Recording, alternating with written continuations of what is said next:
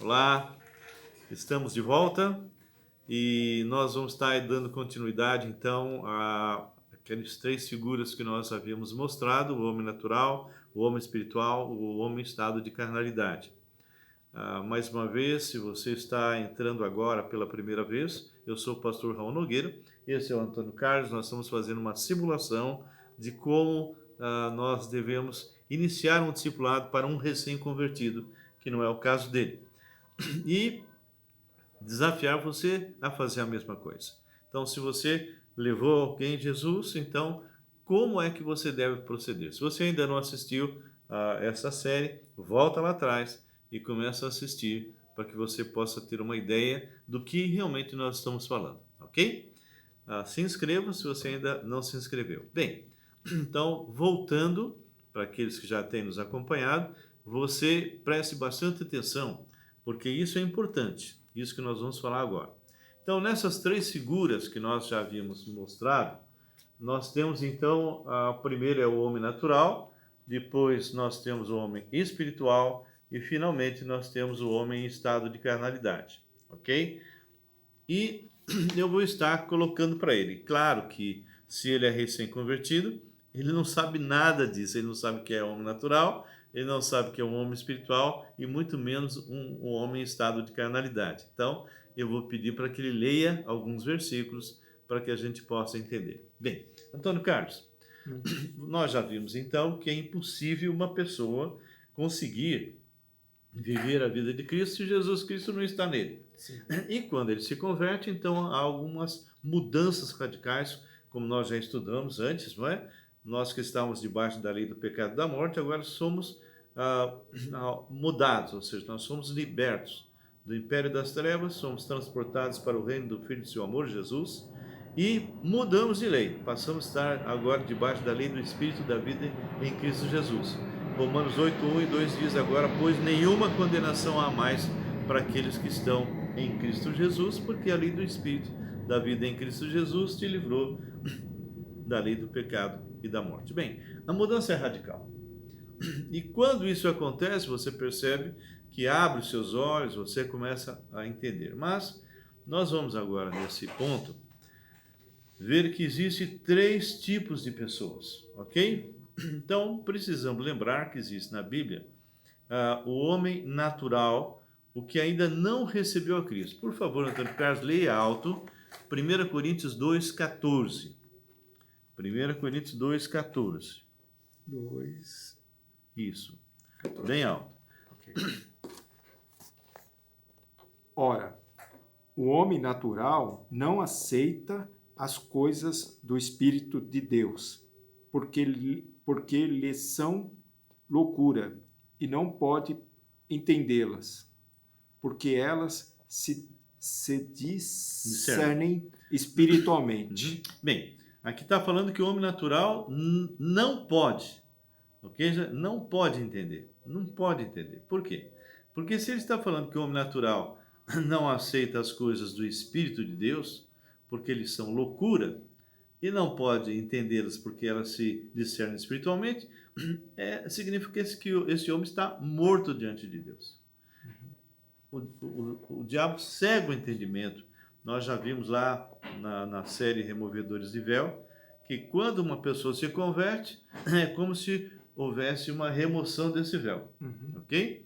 Então, é importante isso nós entendermos, que muitas vezes nós ficamos chateados, ficamos aborrecidos, mas esse cara não quer saber de Jesus, ele não... Poxa, mas como ele não entende? Não entende mesmo, e não pode. E simplesmente ele está morto espiritualmente, ele não consegue entender. Quando você prega a palavra de Deus, o Espírito de Deus então vai tocar o coração dessa pessoa, e essa pessoa então se converte. Aí sim ela passa a ver. Então, de vez em quando eu sempre interrompo para explicar um pouco, depois nós voltamos na simulação. Bem, Antônio Carlos, então você leu que existe um homem natural, ou seja, o homem sem Jesus. Esse homem natural significa o homem sem Cristo. Você pode ver que nesse trono que está aqui existe um ego, e esse ego ele está no centro, ok? Ele está no centro. Ele não é simplesmente algo que assim, como se fosse algo subjetivo, abstrato. Não, é um fato. O homem sem Jesus, ele está no centro, ele é que comanda. E Jesus está do lado de fora. E você pode ver que as bolotas que representam nossa vida está toda bagunçada, ok? Então, aqui diz que Cristo está fora da vida, o ego, ou seja, o nosso eu, finito, está entronizado, e essas bolotinhas representam então os interesses controlados pelo ego, resultando em discórdia e frustração. Então, nós já entendemos que o homem natural está cego e não pode compreender. Muito bem. O homem espiritual seria o segundo tipo, o que é controlado e fortalecido pelo Espírito Santo. Leia para mim, bem forte, 1 Coríntios 2,15. Sequência. Porém, o homem espiritual julga todas as coisas, mas ele mesmo não é julgado por ninguém. Então, aí mostra um outro tipo de pessoa, ou seja, se existe o homem natural, o homem sem Jesus, esse é o homem espiritual. E esse homem espiritual é aquele que nasceu de novo. E ele julga todas as coisas, mas todas as coisas por quê? Porque o Espírito Santo está em nós. E a palavra fala que nós temos a mente de Cristo, como você vai ler logo, logo. Então, aqui a gente percebe que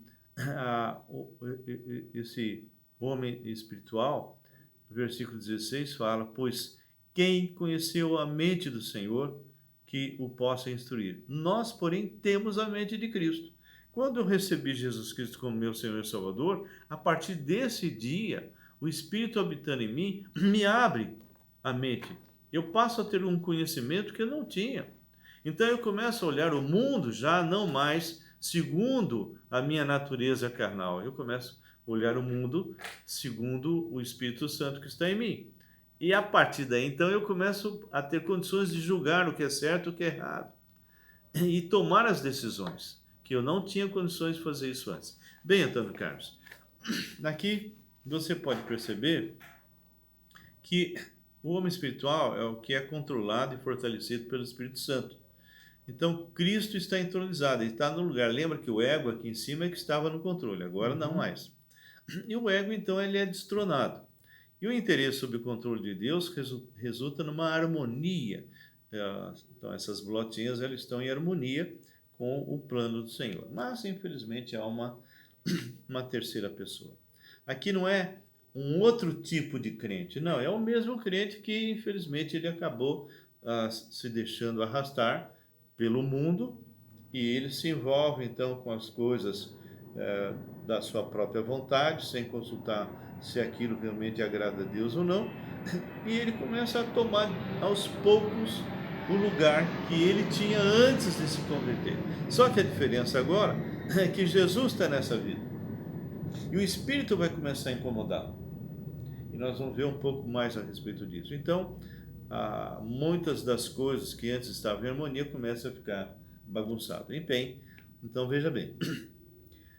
Do homem natural eu posso vir para o homem espiritual, mas não posso voltar mais a ser um homem natural. Nasceu de novo, nasceu de novo. É filho de Deus.